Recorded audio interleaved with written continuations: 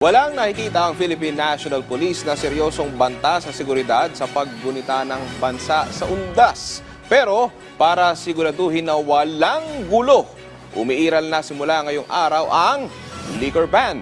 Si Ryan Lisige sa sentro ng balita.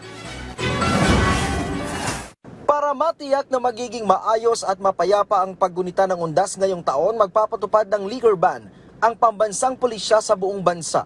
Ayon kay Acting Chief PNP Police Lieutenant General Jose Melencio Nartates Jr., epektibo ang liquor ban simula 12:01 ngayong araw.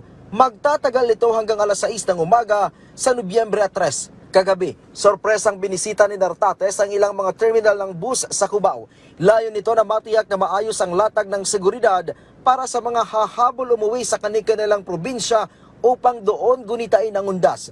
Kailangan din daw matiyak ang kaayusan sa mga terminal mula sa mga sasakyan hanggang sa mga pasilidad upang magabayan ng maayos ang mga biyahero sa kanilang paglalakbay. Well, yung ginagawa na yan is part para mapanatili natin na maayos and of course, secure. Kasi siyempre, dapat may nakikita, hindi lang may nakikita, mayroon din nababasa. At hindi tayo magkukulang ng panahon para magbigay ng paalala. Nais din ni Nartates na makita ang deployment ng mga pulis at kahandaan ng mga ito na tumugon sa anumang pangyayari. Sa naturang pag-iikot, kinausap ni Acting Chief PNP ang mga bus driver, konduktor at terminal management upang ibilin ang mga pasahero. On the part of the police naman, in-ensure natin na ito ay ma-remind at masita natin. Like for example, yung mga bus driver, pinapaalahanan natin, lalo na sa management, to ensure na mayroon drug test, etc. Kondisyon yung tao. And at the same time, ini-ensure natin na safe yung kalsada kaya nakakalat yung mga pulis natin.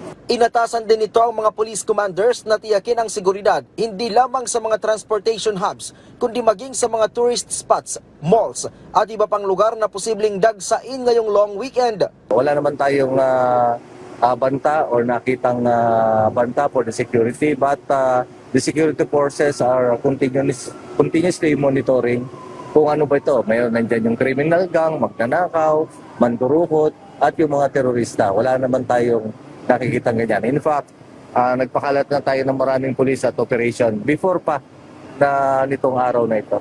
Bagaman walang namomonitor na banta ang PNP para ngayong undas, patuloy pa rin ang kanilang ginagawang pakikipag-ugnayan para mabantayan ang iba pang krimen.